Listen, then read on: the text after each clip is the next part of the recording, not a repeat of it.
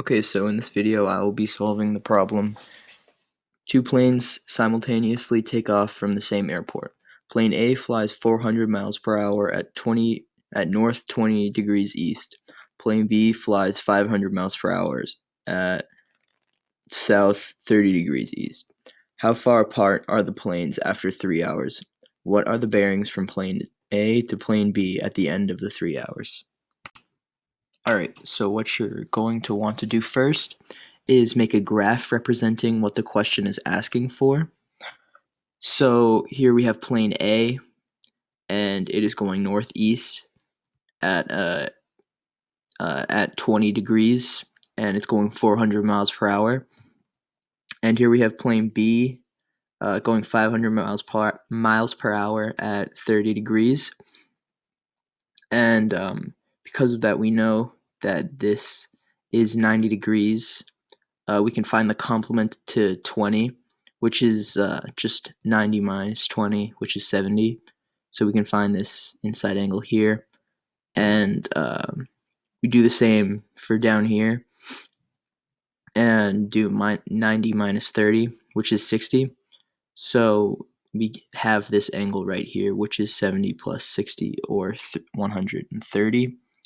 And now that we have a side angle side triangle, we can find this x value, or which is how far apart the planes are after 3 hours.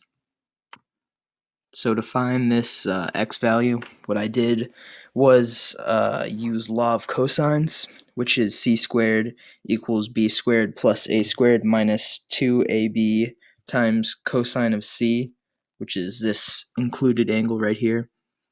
And I plugged that into the law of cosines, which is a 400 squared plus 500 squared minus 2 times 400 times 500 times cosine of 130, and I got 667,115.04, which is equal to x squared. So you root both to get x by itself, and that is 816.77 miles in 1 hour.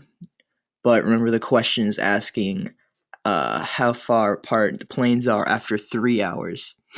So what I did was multiply it by 3 to get 2,450.31 miles after 3 hours. So that is how far apart it is, how far apart the planes are after 3 hours. Alright, so for the second part of the question, which is asking what are the bearings from plane A to plane B after 3 hours, what I did first was find all of the angles of this triangle that we made to find the bearing. So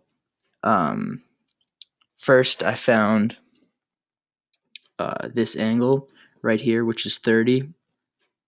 And I know that because I can use alternate interior angles from the bearing that we had in the beginning. So that comes down to where B is.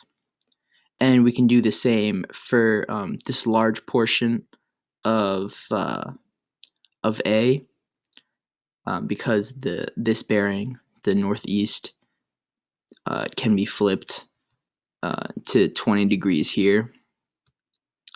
But there's still this section left.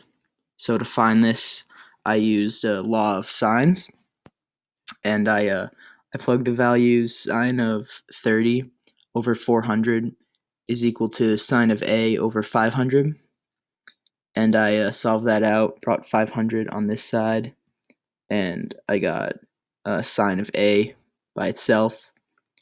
And then I multiplied this fraction that I got here by the inverse of sine and put that into my calculator, and I got 38.68, which is this entire angle here. But I still need this small portion here to get the bearing, and we already know that that this is 20. So we can just subtract 20 from 38.68, and I got 18.68. So the bearing from plane A to plane B would be south 18.68 east.